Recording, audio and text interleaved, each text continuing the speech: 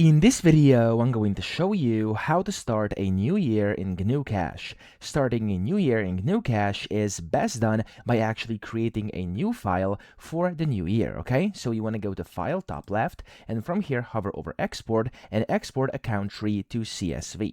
Now, whenever you do that, you can leave this like that, go to Next, and then here, give it a name. I'm going to name this one New Year, just like this. Oops, I just made a mistake over here. New year, there we go, .csv. Make sure you do .csv, otherwise it sometimes will not work. So do it like this, go next, and then you can do export now. Of course, make sure you know where you're saving this so you'll be able to find it later. And then whenever you, of course, give it a name, again, I have to do this again, new year.csv, there we go.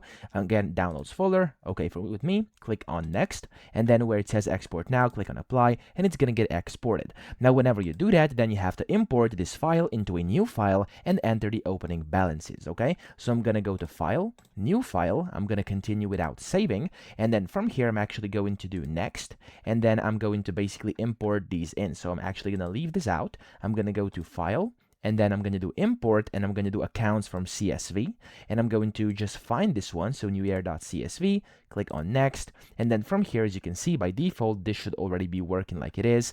It says number of rows for the header here. I'm just going to leave it like this, so it's going to be one of them over here, and all the other things are already set because, of course, we've exported from here, which is great. So leave it like this. Make sure this one is red because we don't want this in here because it's just like the names of these columns. Leave it as comma, click on next, and then here you can just do apply, and as you can see here, it's going to automatically import those in, and that way it says it was imported successfully and the number of accounts was added, basically 63, and here you can now go ahead and basically add new balances and yeah, new opening balances, stuff like that. So that's how to basically start a new year. That's one of the ways I use. I hope this video helped you out. If it did, please subscribe to the channel and help me out as well.